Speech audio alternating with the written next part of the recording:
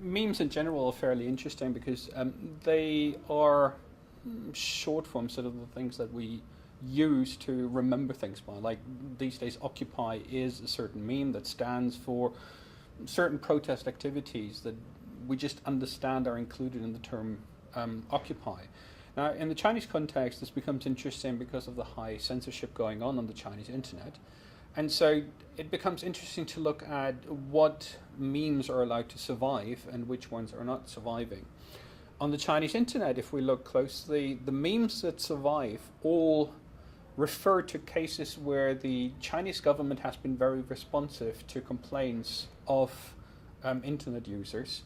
And so ultimately, the memes that survive, the things that people remember about the Chinese internet these days inside China, all point to a highly responsive central government that deals with problems that emerge at the local level because certain local officials are corrupt or are power mad or something like that. But in general, it does gives the Chinese government the chance of portraying itself as a highly, almost democratic government that is very responsive to the complaints of individual citizens.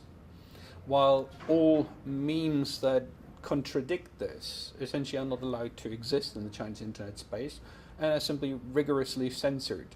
So on the Chinese internet, say for example, you will find very few references to the Chinese artist Ai Weiwei, who's very famous in the West, but in China he's usually censored out of everything because the Chinese government just doesn't want to deal with him. While on the other hand, you have several other cases. Say one example I had here was of an official who just happened to laugh while there was a horrific traffic accident behind him, and he became known as the laughing young Da Zai, and people mocked him, people complained about him, and so the central government came in and sent a team in and got rid of him within a few days, extra legally, and he was arrested in the end for corruption and so on. But so the memory that people retain is, we complained, the government helped us.